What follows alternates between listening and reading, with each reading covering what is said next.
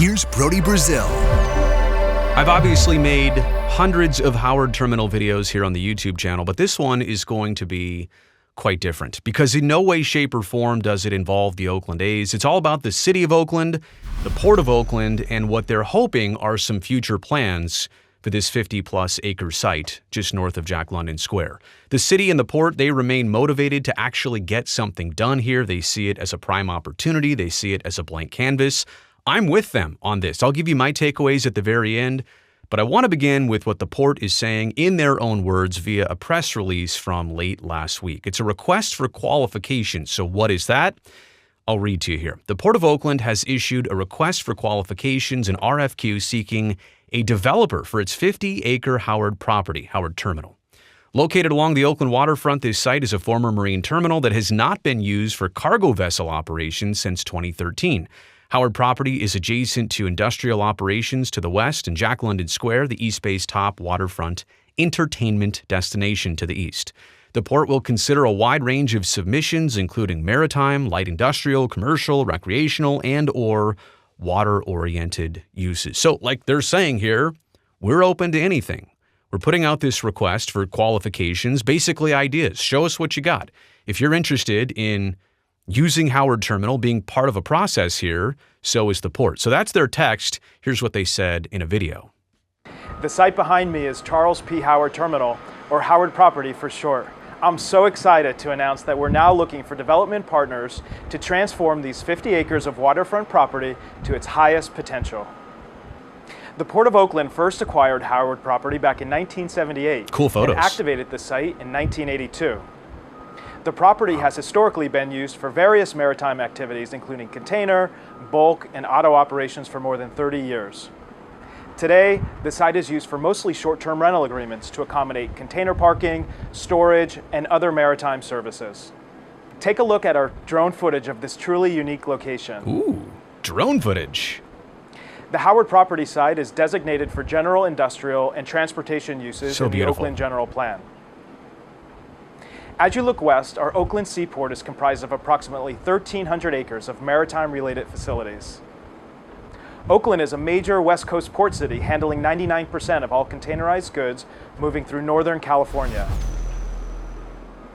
Directly east of Howard property, Jack London Square is the heart of Oakland's mixed-use waterfront district and offers visitors an authentic, vibrant hub of outdoor recreation, dining, unique events, and entertainment opportunities. Jack London Square has also become the city's primary venue for celebrations, parades, and major events. The recent additions of Plank, Dragon Gate, and Dave & Buster's to our existing entertainment district only solidify this area as an entertainment destination in the East Bay. The port will consider development proposals that provide maritime uses or enhance the existing maritime uses at the Oakland Seaport. The port will also consider proposals that complement and enhance the existing Jack London Square district. Whether maritime or mixed-use proposals, we're looking for development opportunities that will help the port maximize its land value, integrate with surrounding uses, and create high-quality jobs that are accessible to our local community. To find out more about the RFQ, please go to www.portofoakland.com. Click on the Business tab in the menu, then click on Bids, RFPs, RFQs in the pull-down menu, and scroll down to find the Howard RFQ. Just give me a link. The last day to submit is December 9th, 2024. Our board and our staff are here to partner with you. We're really looking forward to your most big and creative ideas for this world-class development opportunity at the Port of Oakland.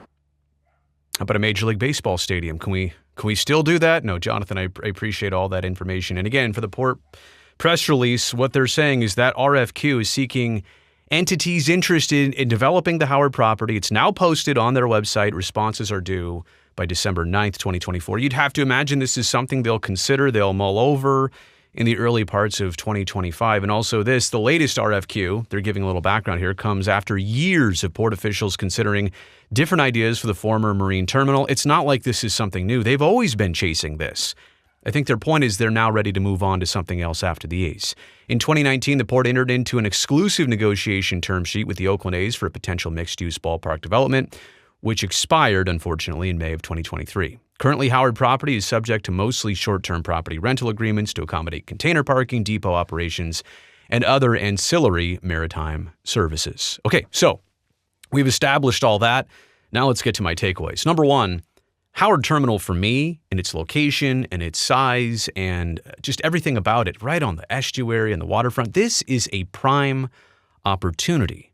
But I also see the Coliseum site for whatever they do with it, AASEG, the African American Sports and Entertainment Group. These are two separate things, but they're also very similar. And I actually wonder, like, that's going to be a lot of development at the same time if 50 plus acres are being developed at Howard Terminal and 100 plus acres are being developed at the Coliseum site. Like, that's a lot for Oakland to go from not having two things like that to suddenly having them. I'm just wondering if there's almost competition in somebody doing one site, somebody doing another. Look, it's all a great thing. And as you can see here at the bottom, I root for good and great things. If they both happen, tremendous.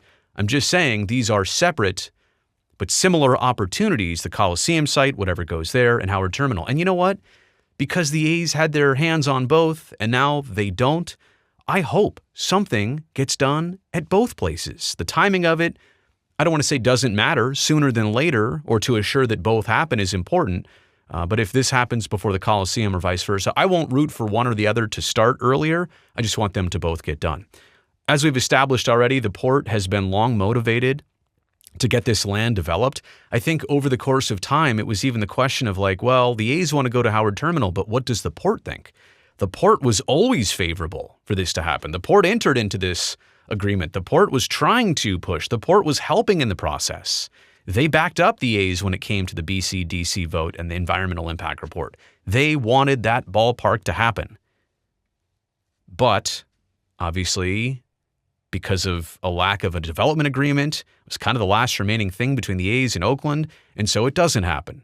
But the port is still motivated to get something done. You'd have to think the city of Oakland is in the same position. I also want to point this out, and we kind of forget about it now because there have been so many other steps in the process since then, but the opposition that did exist to do anything at Howard Terminal, to develop Howard Terminal, from the longshoremen to other entities, other neighbors around the port site that don't want the area to change, I'll just leave it at that. There's going to be, you'd have to imagine, opposition to this, that some people won't want anything to ever change down there. So just understand that as the A's faced opposition to some degree and even defeated that opposition, right? There will be some initial kickback, pushback, from maritime agencies and different things about wanting to maybe not develop it. But maybe they won't push back as hard if it's not a ballpark with 30,000 plus coming there on a nightly basis in the summer. So we'll see, but I wouldn't be surprised if there was similar opposition. And again, the last thing here is I just root for good things to happen. There was so much lined up for this site. There was so much optimism. It all worked together in so many ways. It went through so many hurdles. You could start to see it all coming together. And then it's kind of like, somebody builds the Legos all the way up and they're building a castle or whatever, and then some other kid comes and kicks it down. It was kind of like that. So I root for good things at this site and at the Coliseum site, and I'm glad that the Port of Oakland is being proactive here in trying to get something done instead of being reactive and waiting and see. Like, I don't want this site has been called to attention with the A's renderings and all the meetings and public information about this site. It's now on the radar of the public, and because of that, I hope something actually good gets done on that site. You've made it here to the end of this video. Thumbs up down below. That greatly helps me in this video and this channel. I would like that, but I would also love it even more, especially these days, if you make sure you go down there right now before this ends and hit that subscribe button. That way I definitely get to see you back here next time.